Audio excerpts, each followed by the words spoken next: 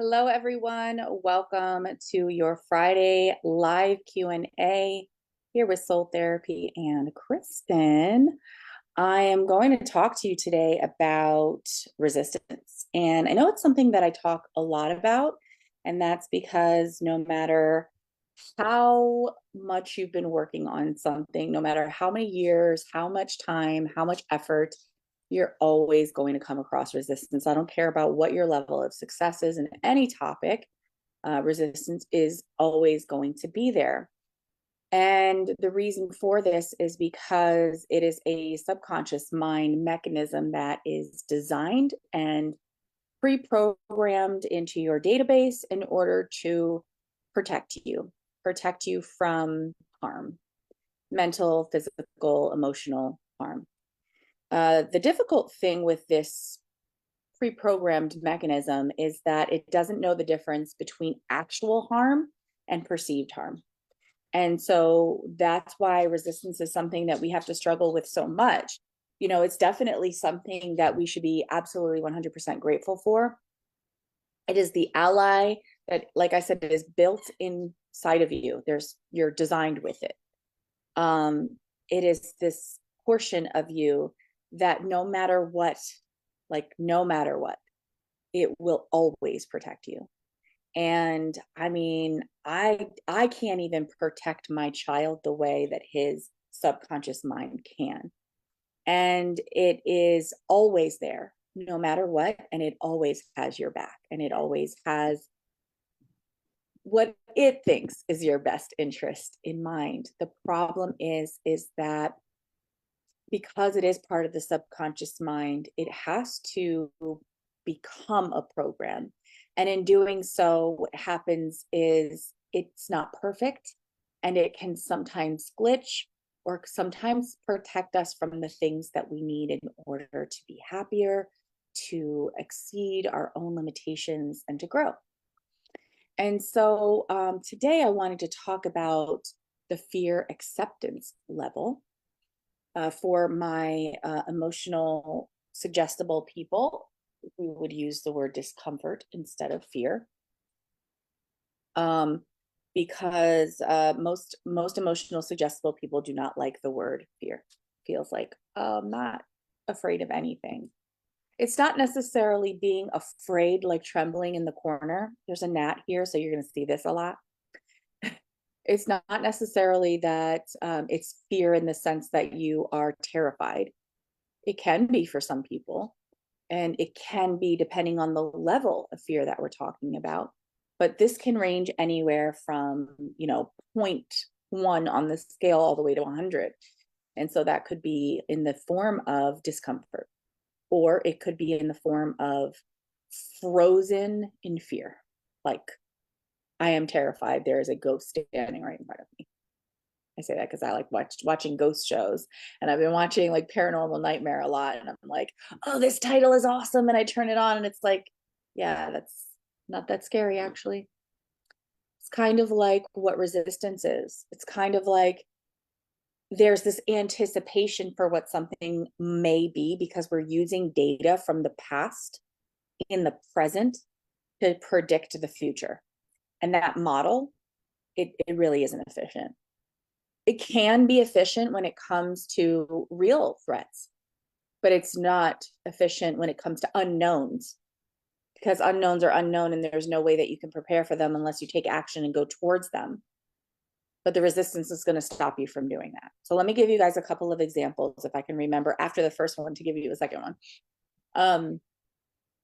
So a really good example of this is let's take someone who's been in like a narcissistic abusive relationship. So not abuse in the sense that they're getting hit on or anything, but abuse in the sense that their mind is being tricked.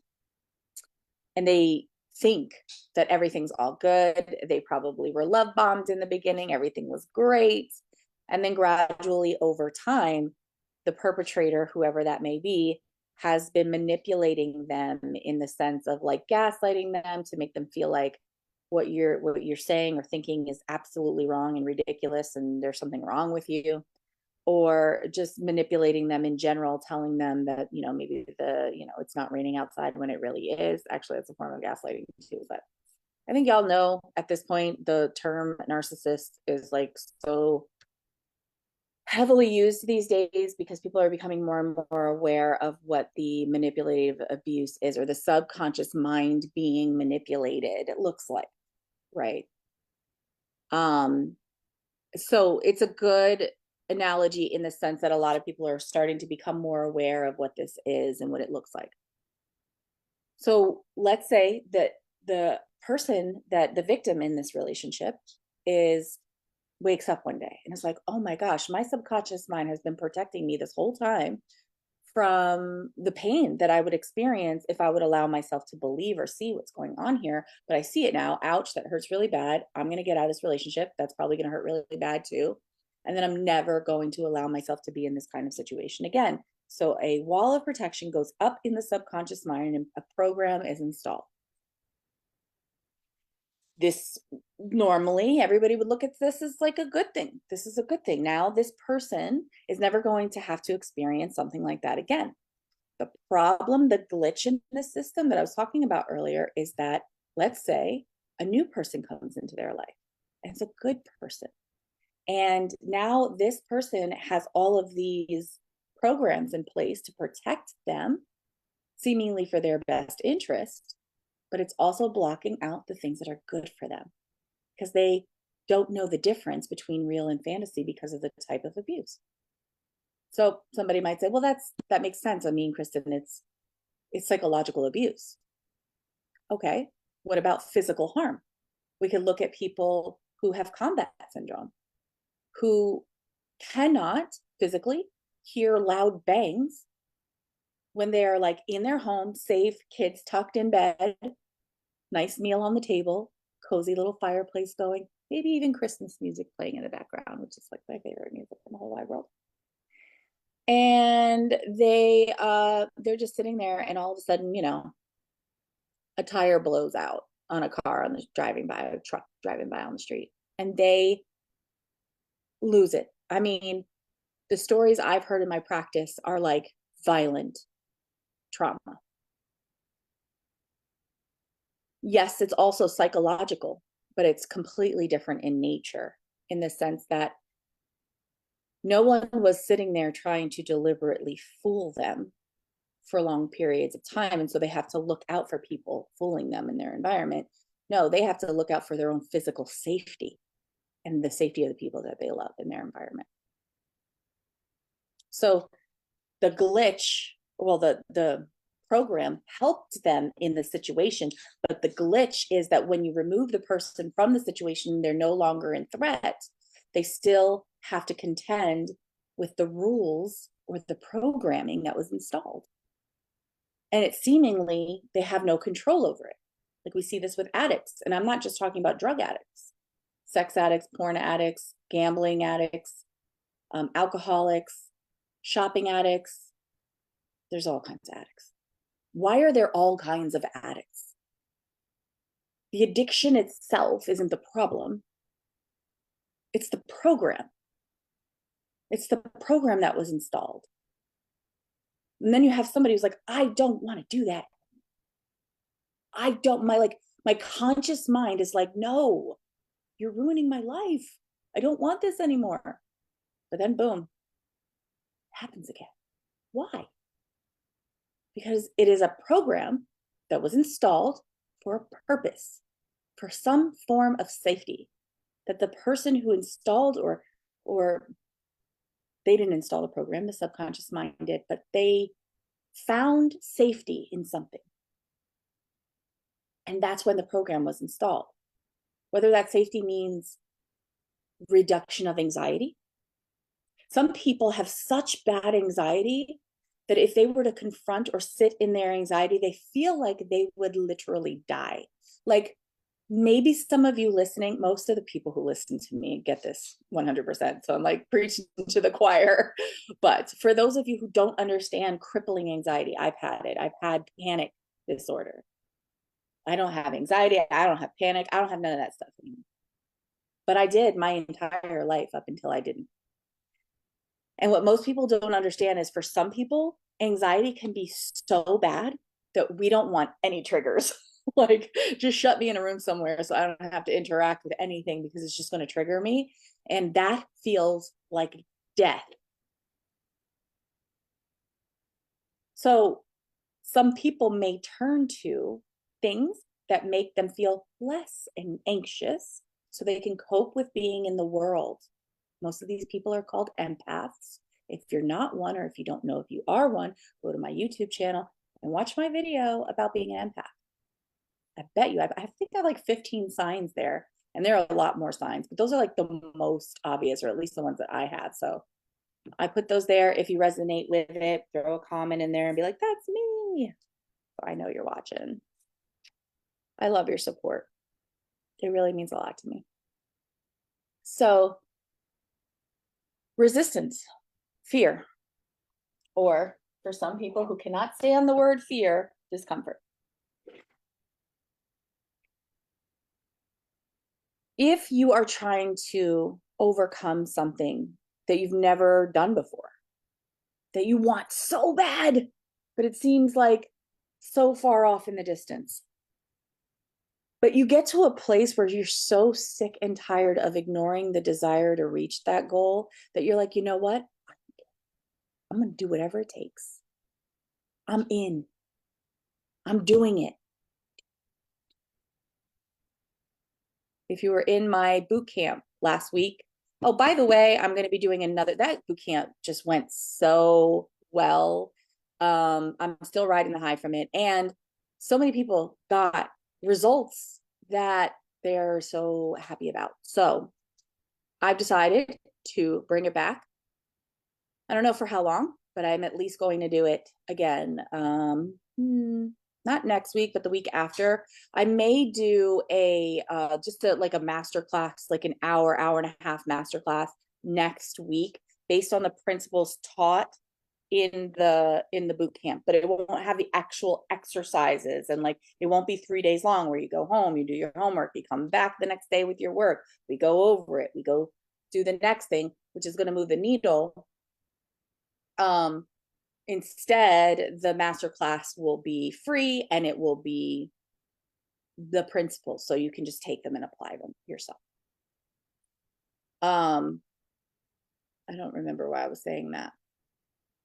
So fear, acceptance level. So going back to the acceptance level, when you are deciding that you are going to move forward, no matter what, when you make that kind of dedicated decision to something, you start to go on what we call the hero's journey. Okay.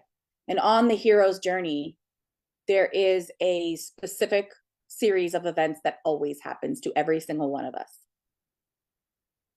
The problem is that on this journey, you are going to get confronted. Like if you've ever seen The Lord of the Rings. Is it The Lord of the Rings? Yeah, with Frodo, the first one. And they're like, oh, I'm going to go on this journey. I'm so excited. Yeah, I'm going to bring this ring and I'm going to save the world. So you get your boy, and you get all your food. I remember when my son was like 6. Oh, he's so cute. He's running away. I yelled at him for something. He was like, I'm running away. And I was like, well, don't forget your pajamas or something. And so he got a little bandana. He got a little bandana and he put like his favorite snacks in there. And he left and I lived on a cul-de-sac, and he got like to the next neighbor's house and he was like stomps back. And I'm like, what are you doing back so soon? And he's like, I forgot my airsoft gun. Anyway, so God, I miss it. I miss it so much. So Frodo, he gets his boy and he's like, let's go, we're gonna go do this thing, and I've got like all this energy, and I'm like, yeah, I'm gonna conquer this thing. And he goes off, and it's like one challenge after another. People are getting hurt. He's like being chased by these headless, faceless, breathing demons on horses. It's scary. It's scary. And if you are going after something big, if you are trying to change your life, get ready.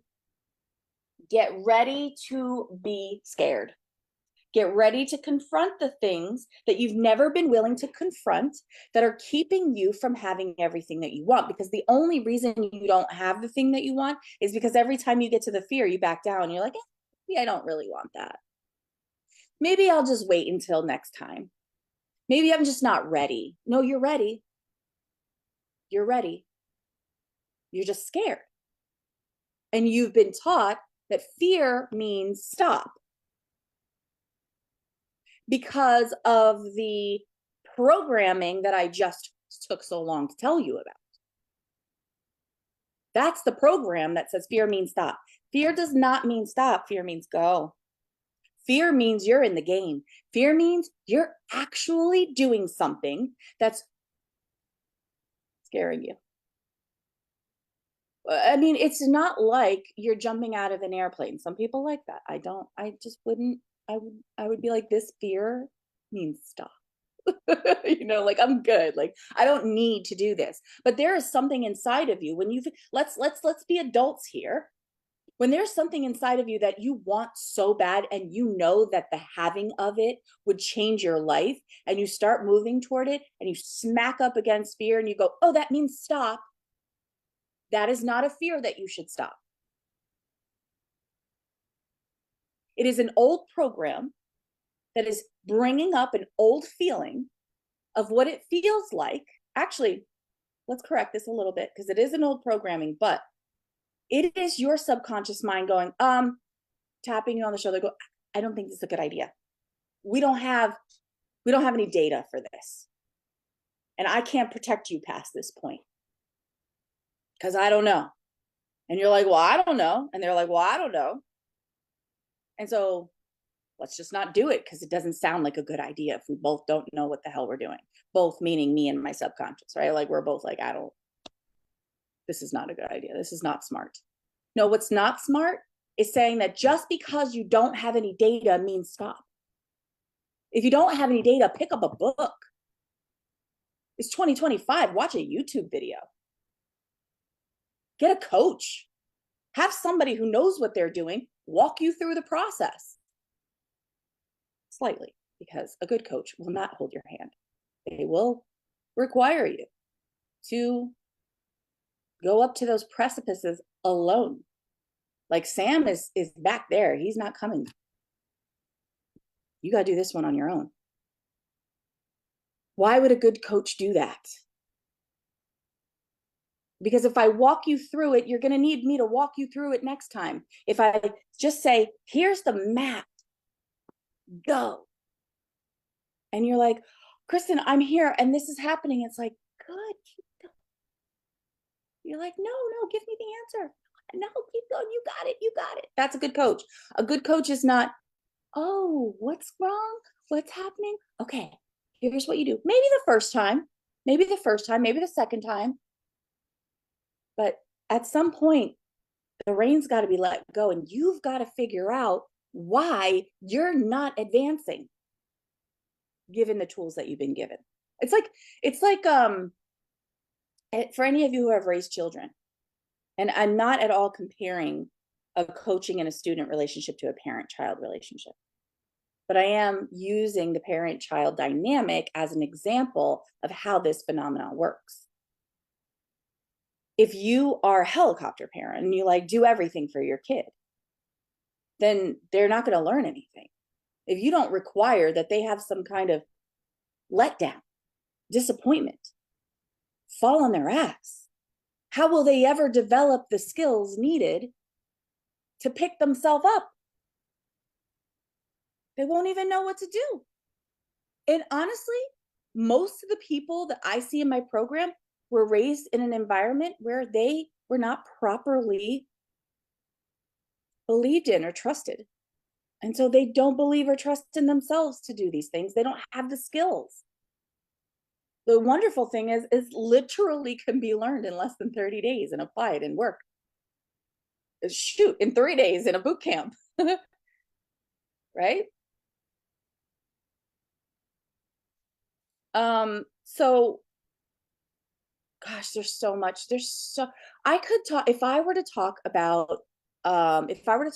resistance every single day, every single Friday when I came on here for 5 years, we would not be done. Resistance shows itself in so many different forms. Sometimes it comes in a form where even clients that I work with for a second, doesn't last, but I'm going to be transparent, they can trick me. That's how the tentacles of the silent saboteur, what I call it, can be like in things. And it can like, oh, well, you know what? Maybe we shouldn't do it this way. And then I'll go away and come back to myself and be like, whoa, how did that just happen? How did this person just convince me that the thing that they were doing that was moving the needle, that got so uncomfortable for them, was actually just not the right thing for them? And they just, you know what, after I thought about it, that's not really what my goal is. And I'll be like, oh, okay, well, let's, what's your goal? Like I get snapped into it too. No, it's like literally, if you have ever been to one of my boot camps, it's literally like one of my stops on the journey to your goal is the place where you're going to feel like you don't want this anymore. It's not worth it. You know what? I can do without it. That's resistance. That is the subconscious programming at its best, convincing you that the thing that you want so badly is no longer something that you want. You just don't need it, It's not that important. And then what do? You literally fail. You're not failing because you're a failure. You're failing because you have a belief system and a pre-programmed protective mechanism inside of you that you have not pushed past that boundary. And trust me, I've done it. To push past that boundary would create so much chaos inside because you don't know what's on the other side of it. You've never been there. You've never experienced it. And if you haven't heard this part of my story, I got to this precipice at one point. And the only thing, I was determined. There was no other way but forward for me at this point that I found this precipice. And I was like, I don't know what to do here. I distracted. I got anxiety. I felt overwhelmed. I did other things. I got away from my goal. And I was like, I can't be away from this goal. I have to go back. That's why it's so important to have an incredibly compelling reason. Manifestation work is beautiful and it works, but it only takes you so far because it's not propelling you with momentum up a hill. It is not pushing you past any fear. It's taking a passive approach, which can, like I said, it works to a certain extent. It works as a supplemental tool. Like we're going to use it in conjunction. Like in my program, we use visualization, hypnosis, meditation. Why? Because the subconscious mind learns in symbols. And when you are visualizing, it is literally creating. But one thing it's never going to do is squash belief systems. It's never going to push you past your fears. It can't. They are there for your protection.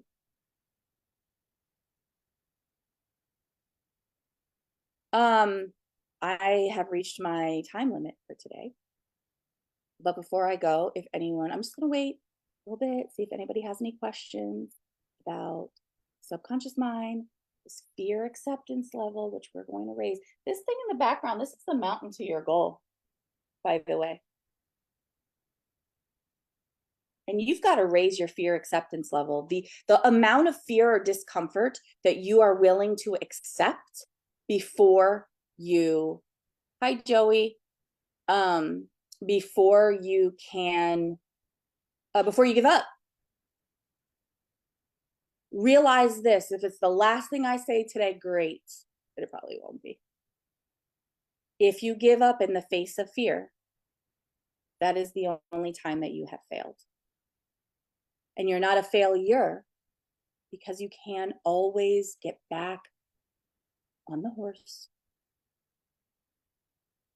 But at some point, you're going to be done, and you're going to have enough, and you're not going to care what dragon you have to slay to reach your goal. And when you do, I'm going to be right here, ready for you, believing in you, with the map that you need to get through the bullshit that I had to get through to become the person I've become. Because if I can do it, you can do it. And if you want to hear my story, come to one of my events. I got lots of stories. Stories about addiction, stories about homelessness, stories about lack of self-confidence, and all kinds of shit. I've been through it. I've gone through it. I've gone through it all. Name it. Name it. I've never been trafficked. Don't name anything. Just, most of what y'all have been through. I have never had a client where I haven't been through what they've been through. So, except actually this year I had my first adopted client, and I have never been adopted. So that challenged me, which is a beautiful thing. Okay, any questions? I see Joey's here. That's the only person I can see that is here, because the system does not tell me who's watching. But I would love to hear if y'all have any questions. Again, for any of you who have not heard, I am hosting a free 2-hour, maybe 90-minute masterclass on my steps. So if you'd like to learn the steps, you can come to my masterclass. I haven't started posting about it yet. I will as soon as I can. I'm really, really busy. And then the following week, I'm going to do my boot camp again, because it changed lives and I want to change some more lives.